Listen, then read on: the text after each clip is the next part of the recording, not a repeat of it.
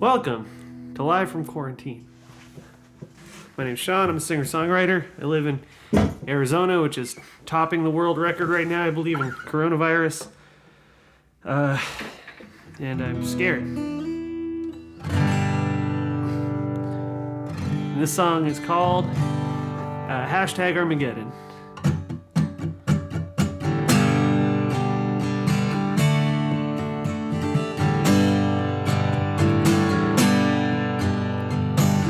Oh God, there's a big one coming on. The dead have begun to rise and walk, but nobody is singing, oh no, nobody is singing. The bottomless pit has opened up. The Virgin Mary is crying blood, and nobody is singing, oh no, nobody is singing. We're all taking pictures with our camera phones to prove that we were there. For the end of days, the end of days. The blood golem is on the loose again. He can tell that we're American from our cavalier demeanor, and we're not wearing masks.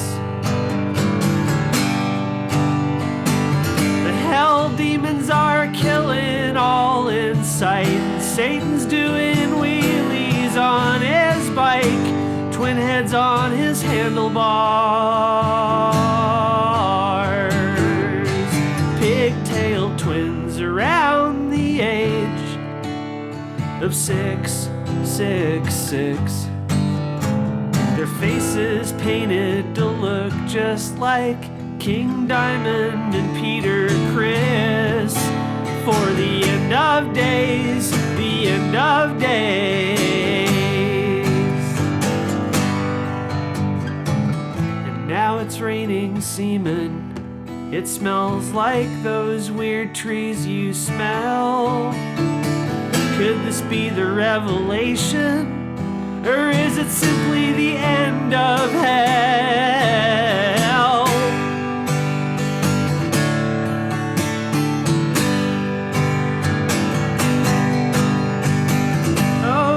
There's a big one coming on. Hashtag Armageddon. That topic is trending.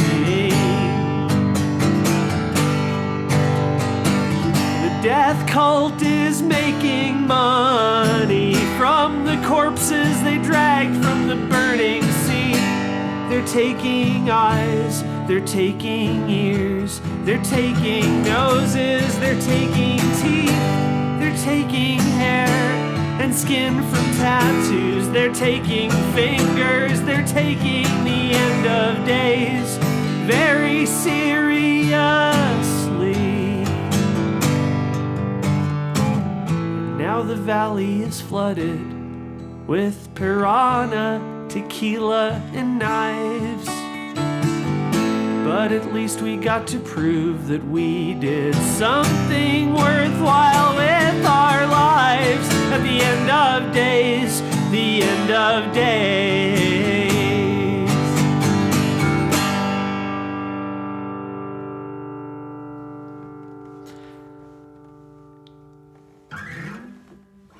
Thank you very much. That was called The End of Days. Or, no, it wasn't. It's called hashtag Armageddon. It's a really pretty old song that came out just on a live album that we did. Andrew Jackson Jihad live at the Crescent Ballroom. Like, I think that must have been 2012 or something, 2013. I don't know. It was, yeah, crazy time. Let me do something real quick. Maybe fix a problem I'm having. There we go.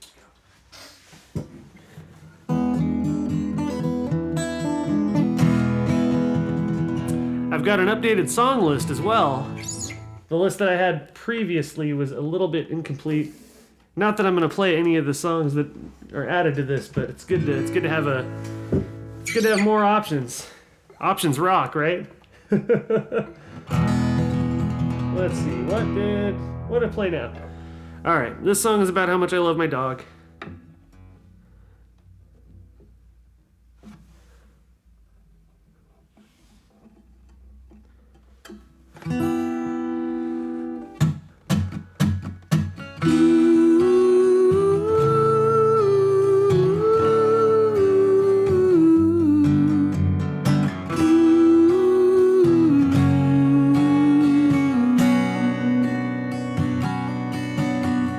I wake with you when the weather whips across the window. I shake like maraca with my nose inside your elbow. I quake and I cower as you coddle, coo, and comfort. I am scared, and you're sad that I am scared.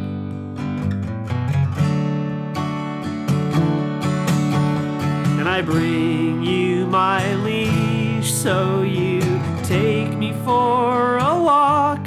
When we go in the car, you let me put you in the box, because I know that you know what I need more than me, and I know that you need me more than that.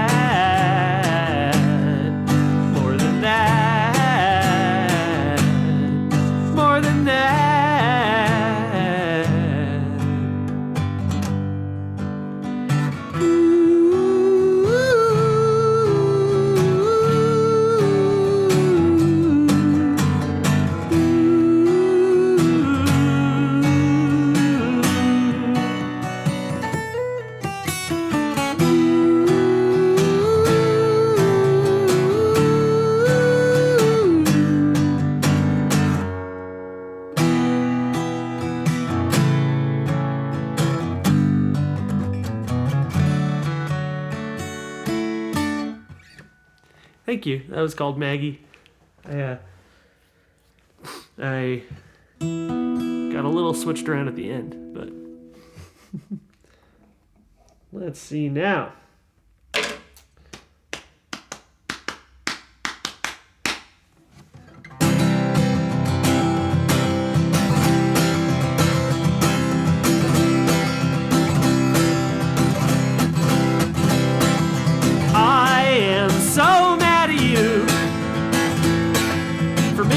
Such a bastard, and for giving me such high standards. I'm mad at you, but I will find you inside of someone else, even if finding you in someone else is hard to do.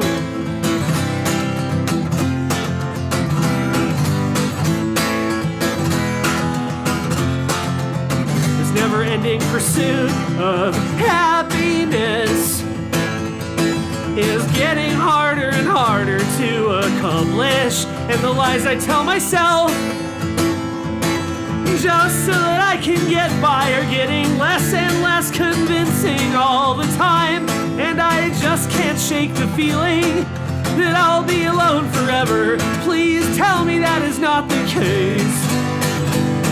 So I will go look for things I find important, and qualities that are unique, and traits I find attractive in other people. Thank you very much. I'm gonna do a question or two, I think. Who we got here? Harry R. wants to know, hey Sean, I'm quite an introverted person, but it's my dream to play and sing in front of people, but I get too anxious. Any tips? Hello, Harry R. Thank you for the question. I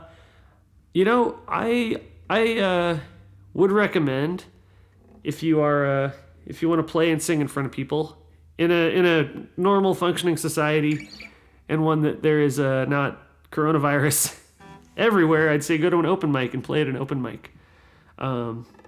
That was where I first got comfortable playing music in front of people, was at the open mic at the Willow House, which is a coffee shop that Ben and I met each other working at.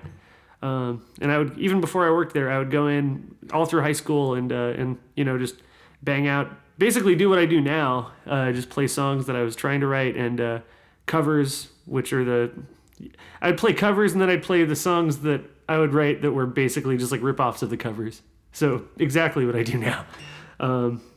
With that said, since COVID-19's going around, live stream. I don't know, go on Instagram Live or some shit and just play to whoever's watching.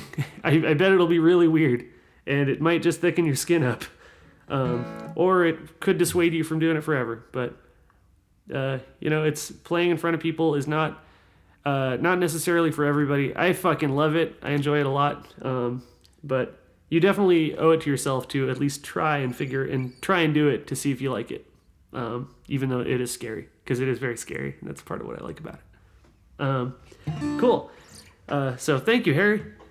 Someone else wants to know, do you know of the folk band the Avett Brothers? Are you a fan? Also, why is the Bible 2 named so?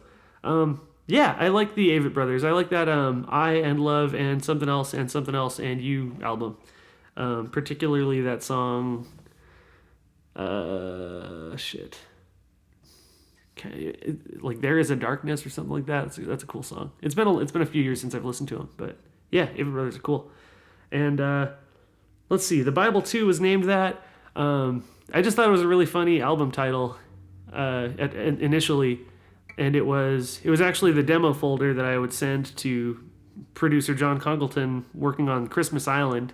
So he thought that Christmas Island was actually going to be called the Bible 2, and when he was heartbroken when he found out that wasn't the case, and so he dared me in the form of a challenge / threat to name the next album the Bible 2, and I was like, okay, game on.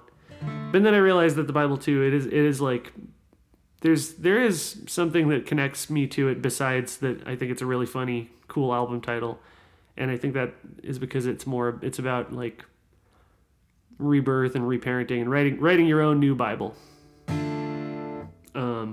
So I guess that kind of ties into the idea of Dharma a little bit, which I know very little about. Cool. Next song. I'm going to play a song now. What song?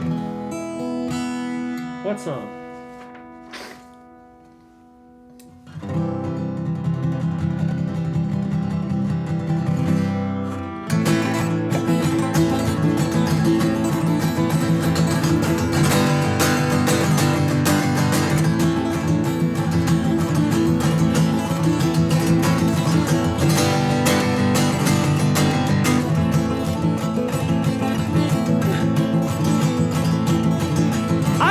Tell you why your children are dying, but I can offer you my sympathies, and I can't show you where your children are buried, 'cause they're not buried anymore.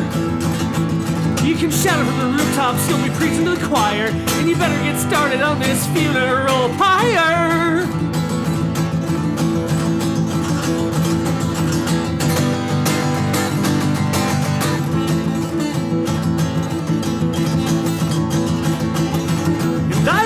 I could cry tears of blood, but I can't. My body just isn't built that way. And I hope all this suffering amounts to one good fucking thing, but it won't, because we can't see that far. You can shout it from the rooftops, you'll be preaching to the choir, and you better get started on this funeral pyre. And one day I will truly set myself on fire so that you can see how dim my light is. So you can see how dim is my light.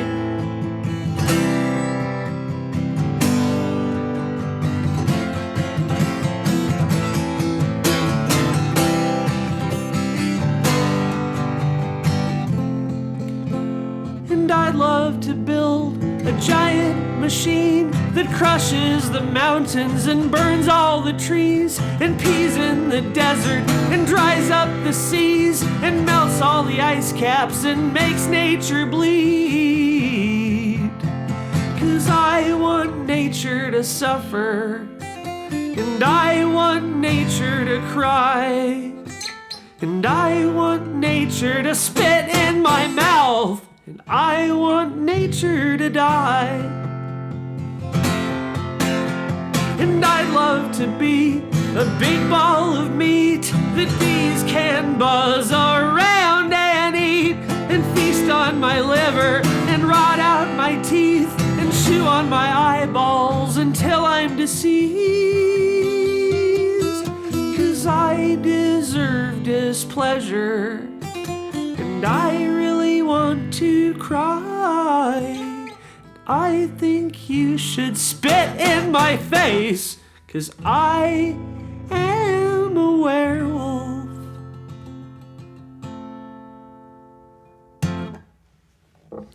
Thank you. That was called Unicron.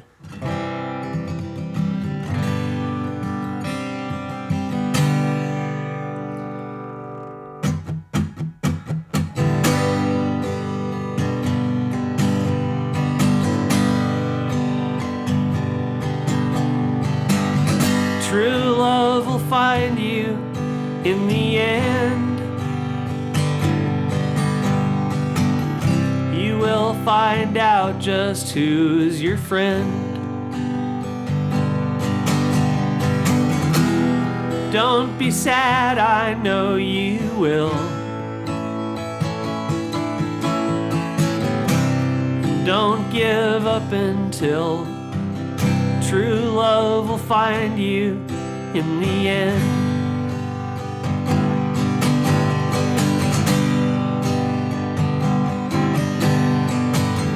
This is a promise with a catch. Only if you're looking will it find you. 'Cause true love is searching too. How can it recognize you unless you step out into the light, the light, the light? Don't be sad, I know you will. Don't give up until true love will find you in the end. True love will find you in the end. True love will find you. Might gag and bind you. True love will find you in the end.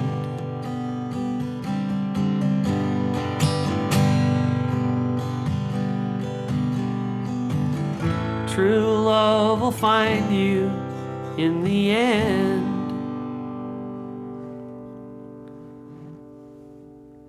That song was called True Love Will Find You in the End by Daniel Johnston.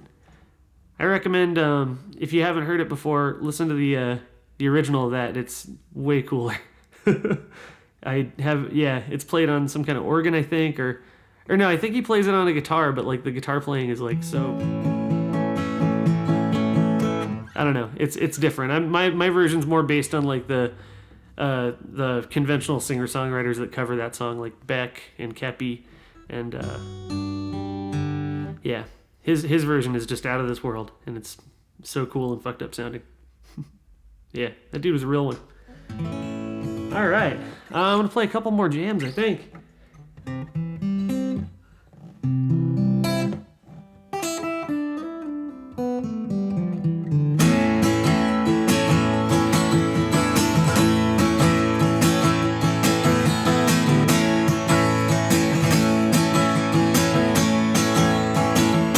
Psychic warfare. I'm gonna murder you with my brain. Psychic warfare. Every fiber of my being is devoted to causing you pain, you motherfucker. I'm gonna kill you with my mind. This is psychic warfare. Psychic warfare. Painted a portrait of you in pastel. red and yellow and orange. This picture that I painted of you is you burning in hell. Hell yeah. And then I set it all on fire. This is psychic warfare. For all those pussies you grabbed and those children you locked up in prison. For all the rights you roll back and your constant stream of racism. For all the poison you drip in my ear. For all your ugly American fear. I wrote you this beautiful song called Psychic Warfare.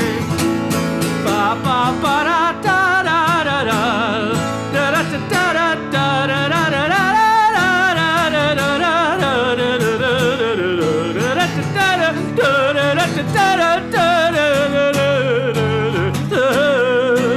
I hate you with all of my heart, and I hate you with all of my art. I hate you with all of my heart. This is psychic warfare. Thanks. That was Psychic Warfare. Let me see. What cover song should I do? What should my last cover song be?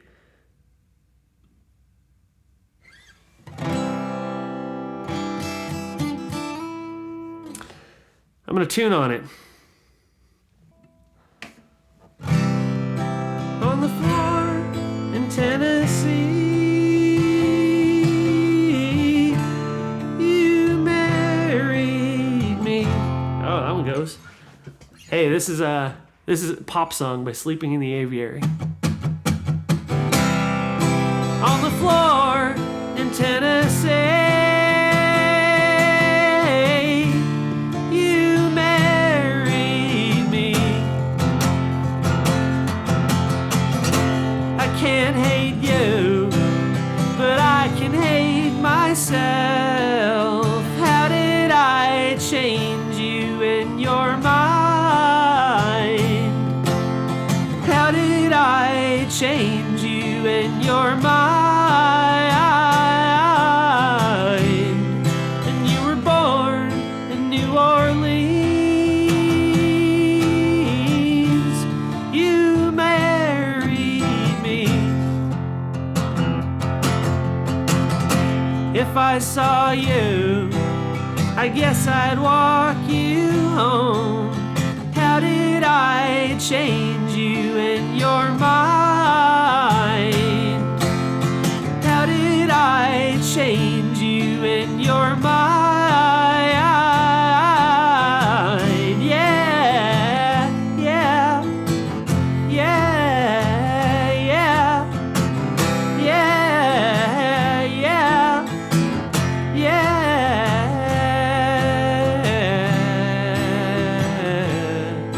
Do-do,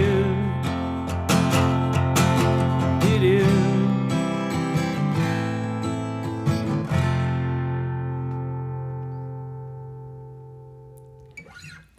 Yeah, I would like to reiterate that the band Sleeping in the Aviary was one of the greatest bands that you likely have never heard of, and I think you should go check them out for sure. They have a wonderful discography for you to peruse. That one came from Oh, This Old Thing is the name of the album, and my other favorites, I really like Expensive Vomit at Cheap Hotel, and their whatever their final album's called. So yeah. And then to top off the night, it's been a wonderful half hour. Let's see. I'm going to play a song that I play all the time and I love to play. If you enjoyed the show, please consider subscribing to the band AJJ's Patreon. We put out a lot of stuff. We're doing about a post a day, and we've been putting up a lot of music and interesting artifacts. And yeah, thank you. And if you have any questions, feel free to leave a comment in the video, and I'll try to answer them in an upcoming show.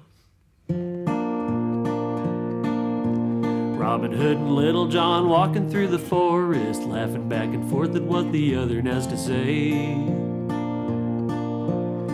reminiscing this and that and having such a good time. Oo-de-lally, golly, what a day. Never ever thinking there was danger in the water they were drinking, they just guzzled it down. Never dreaming that a scheming sheriff and his posse was a-watching them and gathering around. Robin Hood and Little John running through the forest, jumping fences, dodging trees and trying to get away. Contemplating nothing but escape and finally making it. Oo-de-lally, golly, what a day.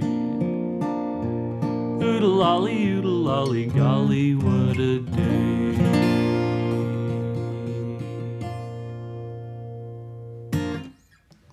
For as much as I play that song, I really screwed up like a lot. See you next time. Thank you.